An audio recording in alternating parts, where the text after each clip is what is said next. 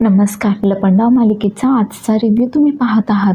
तर आता तिसरी फेरी जी असते स्वयंवराची ती सुरू करायची असते, पण कान्हा सोडून सगळे उमेदवार तिथे हजर असतात आणि सर्वजण आता कान्हाचीच वाट पाहत असतात. तर सरकार मात्र त्याला कॉल करत असते, पण कान्हा किडनॅप असल्यामुळे तो काही कॉल उचलत नसतो. तर आता विकी जो असतो तो बोलत असतो की तो कान्हा आला नाही आहे, म्हणून आम्ही का त्याच्याऐवजी त्याची वाट पाहत बसायची आहे, अजून किती वेळ त्याची वाट पाहत बसणार आहोत. मला तर असंच वाटतंय की कालच्या फेरीनंतर तो घाबरून गेला आहे आणि म्हणूनच तो तोंड लपवतोय आणि आला नसेल वगैरे. त्यावर आता सरकार त्याच्यावर फार चिडते व त्याला बोलते की पहिली फेरी ज्या प्रकारे तू जिंकला आहेस ते जर सर्वांच्या नजरेला जर आणून दिलं ना, तर सर्वात आधी संशय मात्र तुझ्यावरच जाईल. आता हे सगळं ऐकल्यानंतर विकी मात्र लगेचच बोलतो की म्हणजे संशय माझ्यावर येईल म्हणजे तुम्ही काय माझ्यावर संशय घेताय काय? मला मान्य आहे की पहिल्या फेरीमध्ये मी त्याला मारलं होतं आणि मी ती फेरी जिंकलो होतो, पण या फेरीमध्ये मी काहीही केलेलं नाही आहे. मी असं का करेल आणि माझ्यावर का संशय घेताय वगैरे. त्यावर सरकार त्याला बोलते की मी फक्त तुझ्यावर संशय जाईल असं बोलले, तू काही केलं आहेस किंवा तुझ्यावर संशय आहे असं बोललं नाही आहे. तर आता सखी बोलते की आता वेळ न दवडता आपण तिसरी फेरी सुरू करू. आणि हे ऐकून खरं तर सरकार जी असते ती चिडलेली असते. तर इकडे आता हा कान्हा जो असतो त्याला विकीने किडनॅप केलेलं असतं आणि ते जे 2 किडनॅपर असतात त्यांच्यासोबत तो मस्त छानपैकी कॅरम खेळत असतो आणि त्यांना बोलतो की काय छान मस्त कॅरम खेळता हो तुम्ही. आता तो त्या दोन्ही किडनॅपर जे असतात त्यांना असं गोड गोड बोलून खरं तर हरभऱ्याच्या झाडावर चढवून देत असतो व त्यांना बोलतो की तुम्ही तर त्याच्या कॅरमच्या मॅचेस वगैरे होतात ना, तिकडे जायला हवं आहे तुम्हीच जिंकाल पहा, पण तुम्ही या क्षेत्रामध्ये काय करताय बरं, मला तेच कळत नाही. तो विकी मगाशी कसा बोलला तुमच्यासोबत, मला तर खूप वाईट वाटलं. का तुम्ही त्याच्यासाठी काम करता बरं. त्यावर आता एक जण सांगतो की काय करणार, मला बायकोच्या भावानेच या कामामध्ये लावून दिलं आहे. तर दुसरा सांगतो काय करणार, मी तर खूप कामं शोधायचा प्रयत्न केला पण कुठे काही कामच भेटेना आणि मग मला विकीने काम दिलं म्हणून मग मी हे काम करतो वगैरे. त्यावर आता कान्हा सांगतो की हो, पण तो कसा बोलतो तुमच्याशी, अहो असं काम करण्यापेक्षा मी तुम्हाला काम देतो, तुम्हाला गाडी चालवता येते का. त्यावर ते दोघेही हो बोलतात.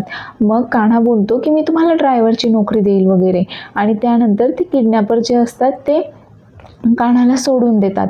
तर इकडे सर्वच जण कान्हाची वाट पाहत असतात.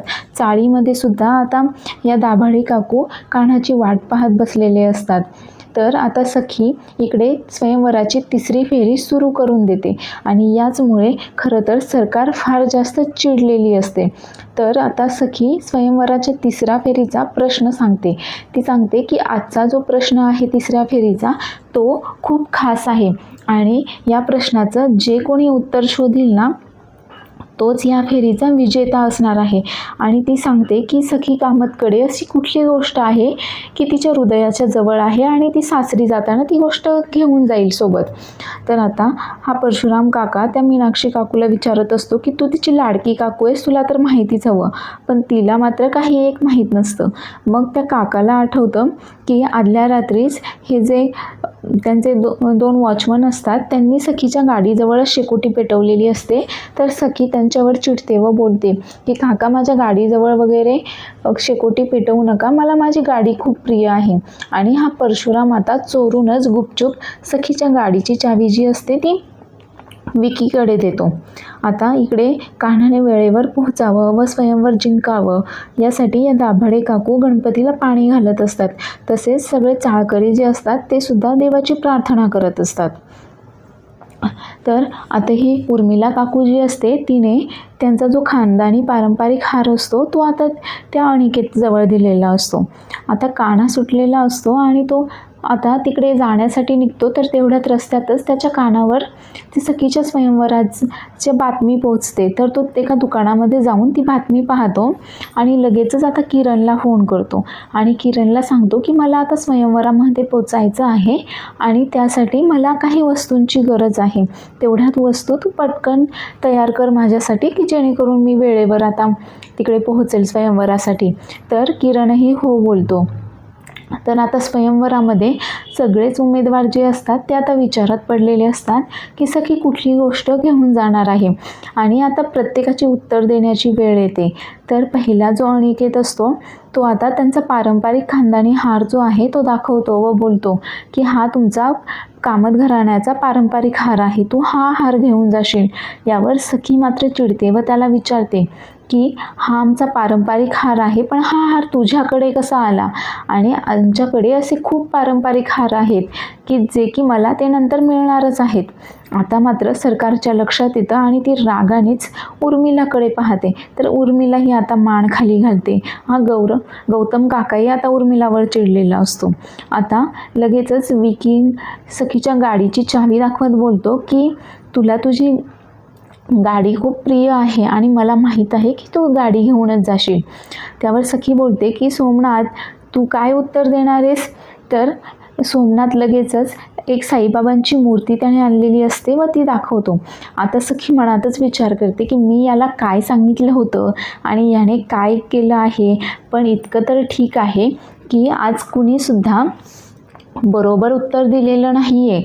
आणि बरं झालं की हे स्वयंवर आता इथेच कॅन्सल होईल, कारण कोणीसुद्धा आता या फेरीचा विजेता वगैरे नाही आहे, असं ती मनातच बोलत असते. आणि तेवढ्यातच तिथे कान्हाची एंट्री होते. कान्हा एकदम ढोल ताशा वाजवतच एक पालखी म्हणजे तो मेना वगैरे असतो तो घेऊन आलेला असतो. आता कान्हा स्वयंवरामध्ये पोहोचला हे पाहिल्यावर खरं तर सगळ्यांच्या जीवात जीव येतो. या सरकारलाही आता थोडंसं बरं वाटतं.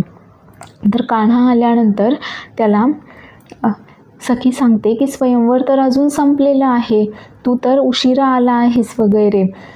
तर आता कान्हा सांगतो की उशिरा नाही, मी वेळेवर आलेलो आहे, 1 मिनिट बाकी असताना मी इथे आलो आहे. तर तो मेणा पाहिल्यानंतर सखी मात्र त्याच्यावर हसते व बोलते की हे काय मेणा घेऊन आला आहेस तू?